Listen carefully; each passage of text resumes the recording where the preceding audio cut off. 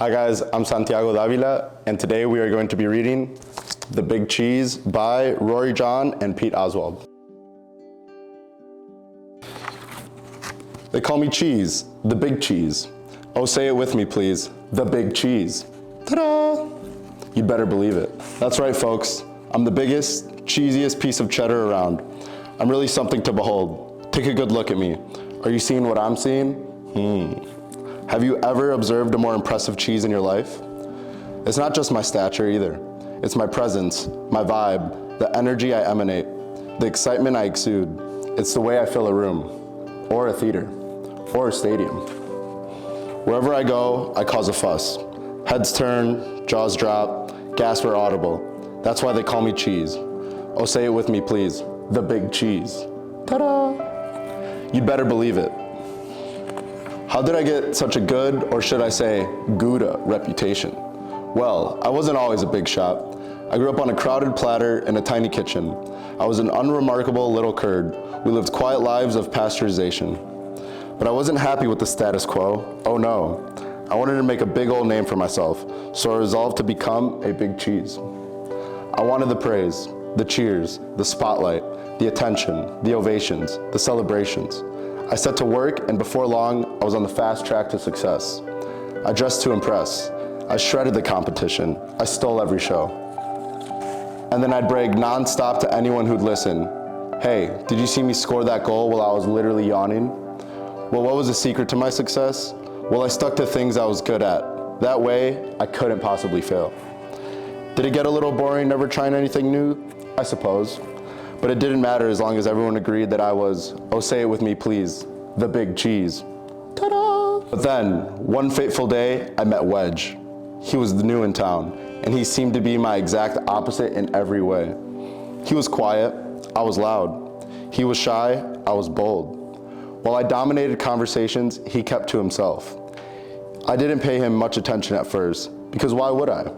I was too preoccupied with being the center of my universe. But then, without warning, everything changed. Here's what happened. Every summer, our tiny village staged an all-day cheese cathlon.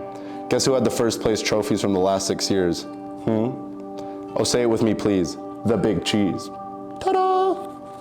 This year's opening ceremony started at 5 a.m., sharp. I was fully primed and prepared to prevail. First up was a foot race, and I zipped into the lead. Within seconds, though, there was someone on my heels. I could hear his breath, the pitter-patter of his agile feet. It was Wedge. I could not believe it. Oh, he was fast. Not just fast, but skilled. Disciplined, he paced himself.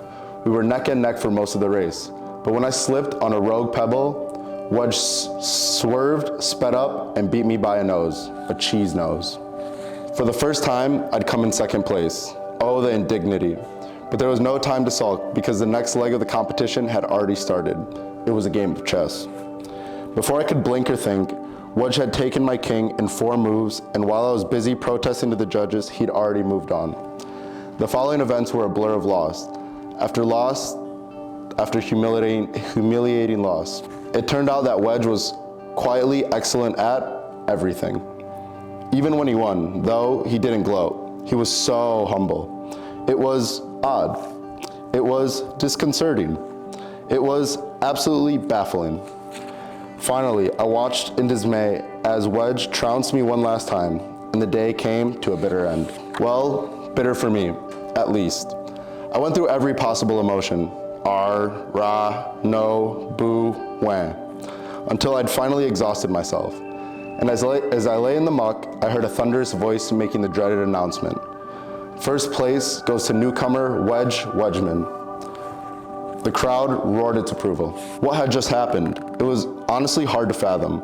I closed my eyes. Suddenly, inexplicably, I felt a sense of calm come over me.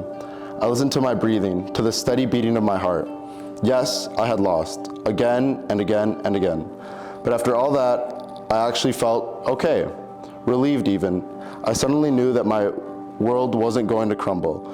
I picked myself up, I dusted myself off, and I headed home. Before too long, I spotted Wedge. He wasn't busy celebrating or bragging. He was just watching the stream go by. He looked content. We chatted for a bit.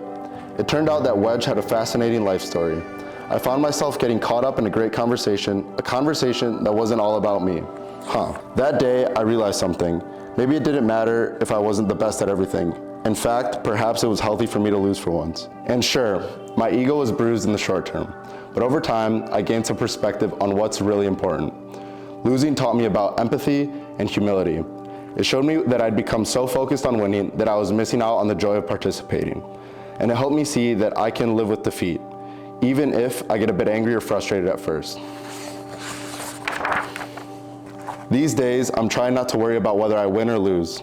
I don't have to impress everyone all the time. I let others have the spotlight. And I've taken up some new hobbies, just for me. Yes, I'm trying to be a better wheel of cheddar. So now, when I brag about something, well, I mostly brag about my friends. Whoa, did you see that? What a move. Because it turns out that everyone from a crumb of gorgonzola to a fleck of feta to an unassuming wedge of brie can be, oh, say it with me please, the big cheese. You'd better believe it. Thank you for reading with me, The Big Cheese. The message to this book is to step out of your comfort zone and be humble in all situations. Thanks for reading with me, and go Blue Demons.